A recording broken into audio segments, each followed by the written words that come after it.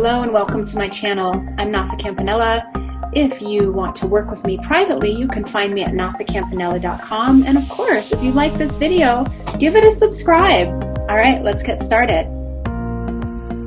Hello, it's that time again. We're going to talk astrology of the week. My name is Natha Campanella. We're talking about November 9th through the 15th. We have Mars going direct. Mars has been chomping at the bit for the last few months in retrograde, slowed down, having to go back over old ground. You know, if you've wanted to be like making a decision or making something happen or launching a product or, you know, getting your relationship on firmer ground and you haven't been able to, know that this week, as Mars stations direct and begins moving forward, that you're going to be able to launch into action in a whole new way. So look back at what has been really up for you since July that you haven't been able to move forward on, and know that you'll have a boost. Okay. So we also have a pretty big Pluto week. We have Jupiter, our planet of vision, of really seeing the big picture, of spiritual expansion, coming into connection with Pluto, which is about the shadow. So again, we're being asked to identify where are the places that we are acting from shadow in our life, where we're envious, or we're bitter, or we're mean, or we're punitive, or we're manipulative, right? And yuck, nobody wants to see those things about themselves, but we all have those areas.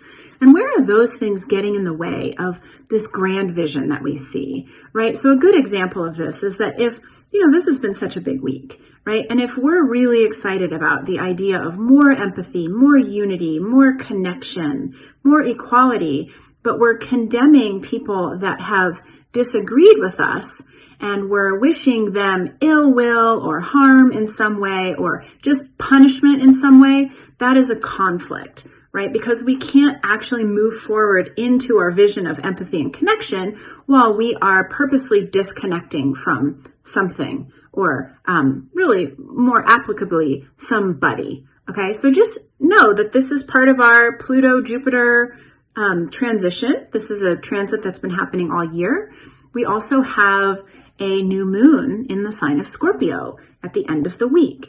And so, of course, that's going to be on the 15th.